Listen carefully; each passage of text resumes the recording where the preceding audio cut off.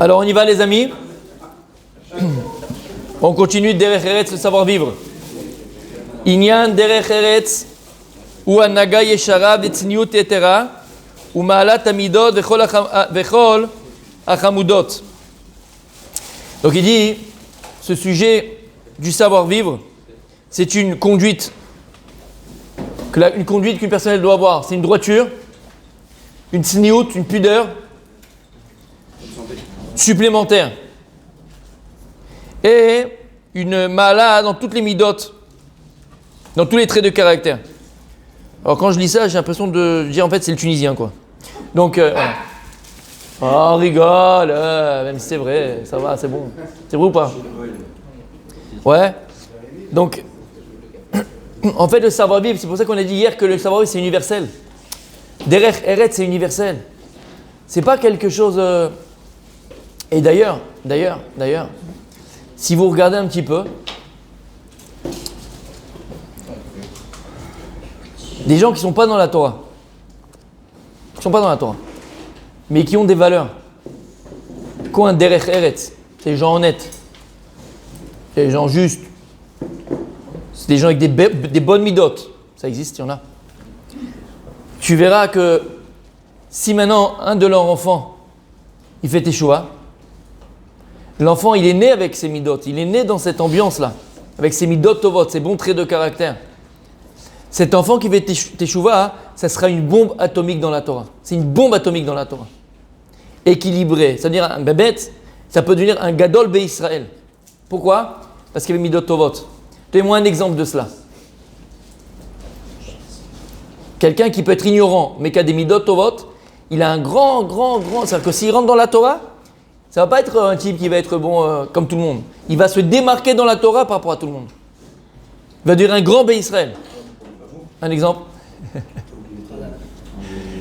Julien. Nous, un exemple. Rabbi Akiva. Voilà, Rabbi Moïshi. Rabbi Akiva, c'était un ignorant. Il détestait les Talmidei Chachamim. La Gemara dit que lorsqu'il était ignorant, à Maaretz, il disait qui va me donner un Talmid Chacham que je le mords comme un nan, pour que je lui casse les os, parce que l'âne il a une mâchoire très puissante. Et à côté de ça, Rabbi Akiva, lorsqu'il était ignorant, il détestait les Talmidei Chachamim. Il les détestait, Rabbi Akiva. Et il disait à quelqu'un, amenez-moi un Talmid Chacham que je le mords comme un âne. Pas comme un chien, il a dit comme un âne. Parce que le chien est mort, mais l'âne il broie les os. Il broie les os, il casse les os. Il a une mâchoire très puissante. Et Rabbi Akiva, avec qui va se marier? Rachel, la fille de Kalba Savoie qui était un blindé à l'époque à Yerushalayim. Son père l'a déshérité. Alors qu'est-ce qu'elle a vu, la Gemara dit? Qu'est-ce qu'elle a vu dans Rabbi Akiva? Midot Tovot. Elle a vu que ce gars-là, il volait pas. Il était calme. Il s'énervait pas. Il avait des traits de caractère, les ma'ala mi'ateva, au-dessus de la moyenne. Elle s'est dit, ce gars-là, il rentre dans la Torah, mais ça devient le Gdolador. Effectivement, quand elle s'est proposée au mariage, elle lui a dit, c'est une condition, tu rentres dans la Torah. Pas de problème. Et là-bas, dans la voie de Rabbi Nathan, c'est ramené que Rabbi Akiva, il a commencé à Aleph Bet. Il a commencé au Aleph Bet. Il ne savait pas lire. Il ne connaissait pas la forme des lettres, pardon. Pas il ne savait pas lire. Tu sais que ça, c'est Aleph. Il ne connaissait pas la forme des lettres, Rabbi Akiva.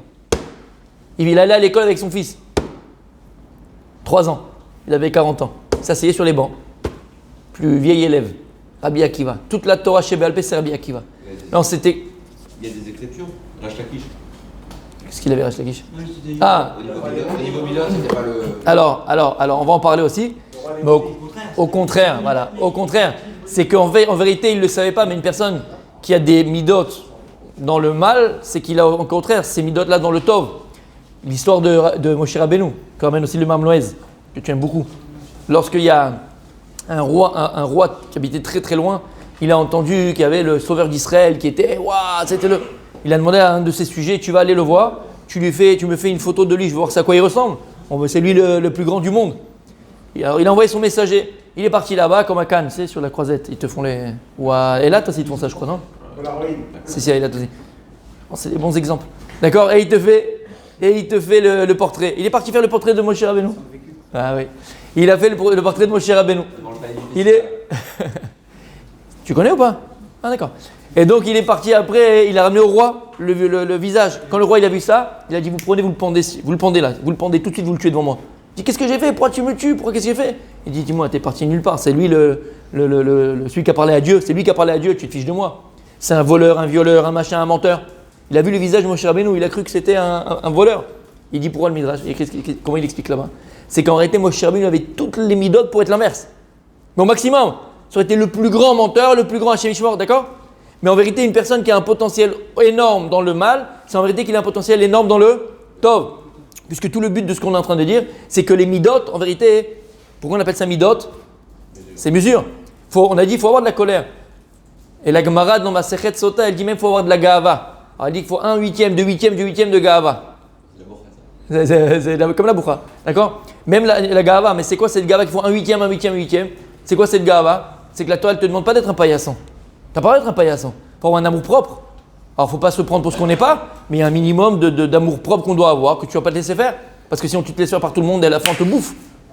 On est d'accord ou pas? Donc les midotes, c'est quoi? C'est un équilibre à avoir. Un autre exemple de personne qui était potentiellement dans le mal, entre guillemets, et en vérité, ce potentiel de mal, tu le trouves dans le tov. C'est-à-dire qu'une personne qui est vraiment mal, en vérité, cette personne, c'est qu'elle a mal dirigé ses midotes.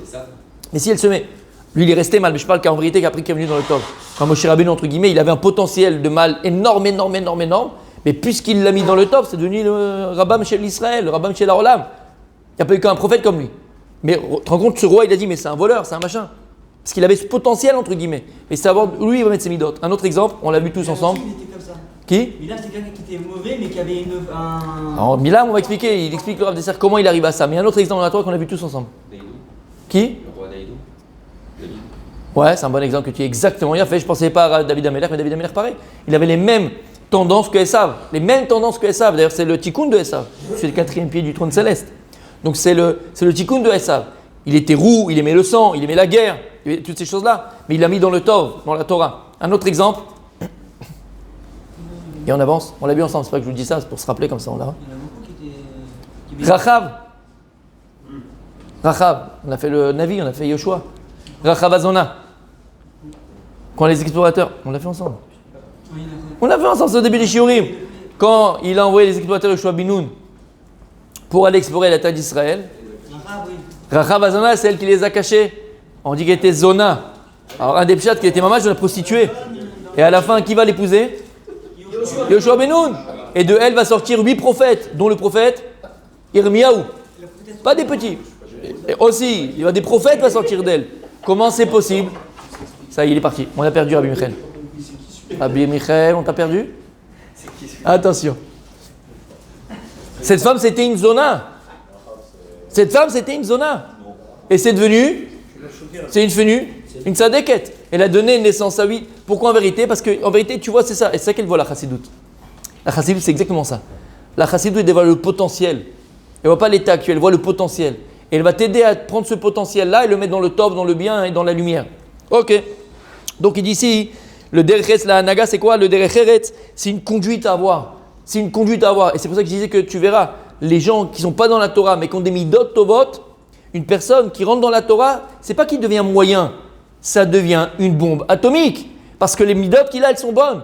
Et la Torah ne peut pas s'acquérir sans derech eretz.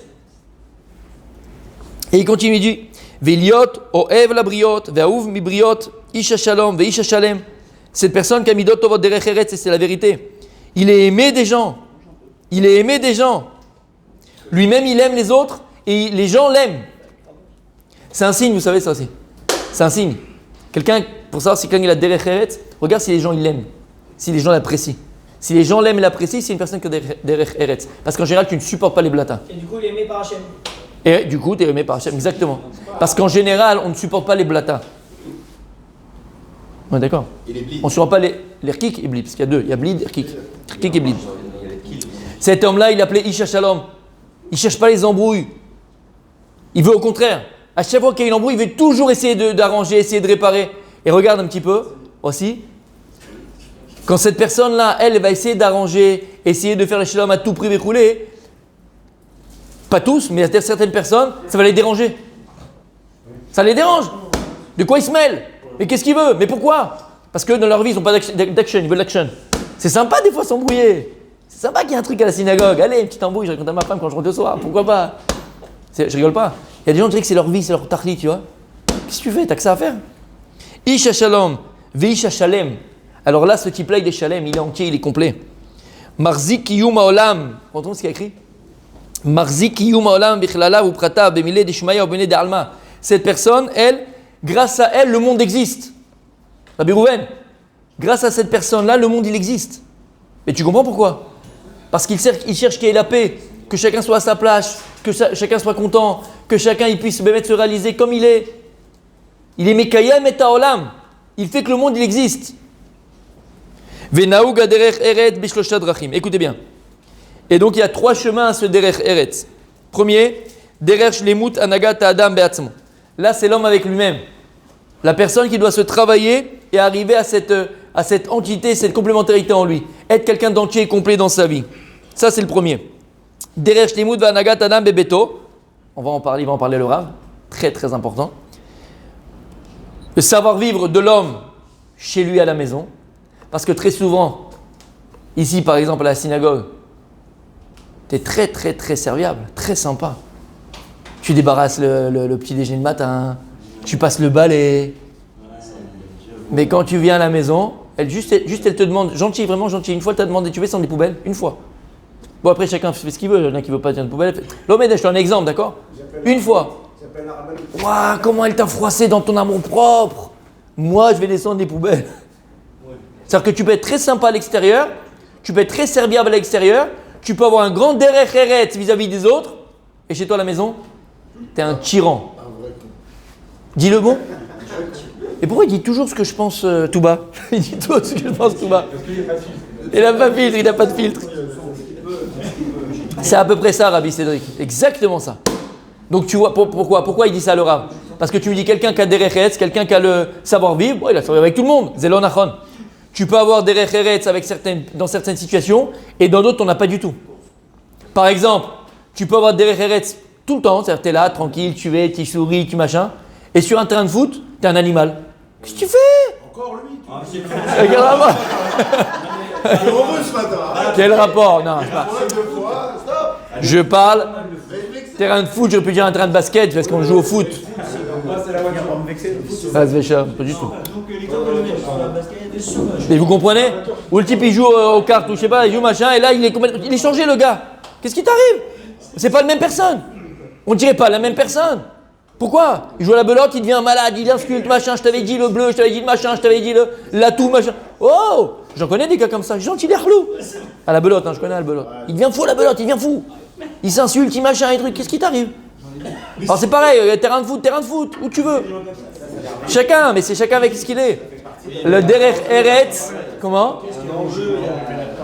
Ok, il y a un enjeu, mais qui peut être un animal, c'est ça qu'on va dire. Il y a toujours un derech eretz, toujours un derech eretz, toujours un savoir-vivre. Tu vas pas vexer, tu vas pas crier, tu vas pas insulter. Tu peux être un petit peu fort. Dire allez, vas-y, reviens, repars, machin. Tu peux parler, mais sans insulter, sans être méchant. C'est ça qu'on est en train de dire. Il y a un derech eretz, tu comprends? Donc ça, hein, c'est le troisième, c'est derech eretz anagat adam betor beto, chez lui à la maison. Et le troisième, derech shlemut anagat adam bezulato. Ça vis-à-vis de l'autre, vis-à-vis de son prochain, savoir bien en fonction de son prochain. Ou bechol derech me'adrachim u noeg beshlosh shlemuyot aklulim kol hashlemut. Deinu shlemut amamon. Il dit cela en vérité, ça ressemble à quoi? Dans ces 3 choses, le parallèle c'est shlemut amamon. Savoir vivre dans l'argent. Et le Rav va développer. Oh purée, j'ai tout ce qui paf. Savoir vivre avec l'argent. Shlemut agouf, un savoir vivre au niveau du corps, de l'apparence, du corps. Shlemut anefesh. Et aussi un savoir au niveau psychologique, psychique. Asher Ramuz Rabotenu, on termine dans le Passouk, dans la Gemara dans Shabbat. Vayebo Yaakov, Shalem. Et Yaakov, il est revenu, Shalem. Et qu'est-ce qu'il écrit là-bas? Shalem be mamono, Shalom be torato, Shalem be gufo. Lorsqu'il est revenu, Yaakov est venu de chez Laban, avec ce Laban, c'était pas un blanc, c'était un noir. Parce qu'avec le nom qu'il portait, il portait que son nom. Il portait mal son nom. Pas mâche. Laban, c'était un rachat gamour. Pour savoir c'est qui son père? Bethuel. Pourquoi on l'appelait Bethuel? Parce qu'il prenait les filles. Il a enlevé les Bethulim de toutes les jeunes mariées. Hachem Ishmor. C'était, comment on appelle ça en français? Le droit de? Le droit de cuissage. Bethuel, il y avait... Ah, Rabbi Michael, faut que tu sortes un peu. Mais faut que tu sortes, Rabbi Michael. Bethuel, il avait un droit de cuissage, donc il venait pas de n'importe qui, Lavan, d'accord? Et Lavan, il continuait le chemin de son père, comme on l'a vu avec la Hanaga qu'il a eu, la conduite qu'il a eu avec Yaakov Avinu. Et il est mort avant. Il est mort quand. Il a voulu donner à Eliezer l'empoisonner. Exactement. Et lorsque Yaakov il est revenu de chez Lavan, tu aurais pu dire quoi? Il a laissé des plumes. Il y a une influence. Et Vadaï que le tzaddik il a été influencé par Lavan. Il est resté pendant 20 ans là-bas. Tu vois, il n'a pas eu une petite influence. Il a vu des choses qu'il ne fallait pas voir. Il a dû entendre des choses qu'il ne fallait pas entendre. Une influence négative. Et malgré tout, comment? Il avait un garti. C'est quoi? Il a gardé les tariag mitzvot. Et donc il est revenu. La Gemara, l'objet était de Mérida. La Torah, l'objet de témoigner qu'il est revenu Shalem. Il était entier dans sa Torah. La Torah de Yaakov, elle est restée Torah de Yaakov. Bégoufé. Et ça, Emet. Et il a même réussi à donner naissance au Shvatim là-bas. Vem, Remuzim, Bavat, Akeliba. Et ça, ces trois choses-là sur lesquelles il faut avoir Derech Eretz, alors elles sont en allusion dans le Kodesh Shema Israël par rapport à Hachem. Ve'avta et Hashem lokecha bechol levavecha ufchol nafshecha ufchol meodecha. Meodecha c'est quoi? C'est shlemut hamamon. Meodecha c'est avec tout ton argent tu as aimé Dieu. Bechol levavecha c'est ikachriut agouf, c'est le corps. Nafshecha ou un effet c'est le niveau psychologique.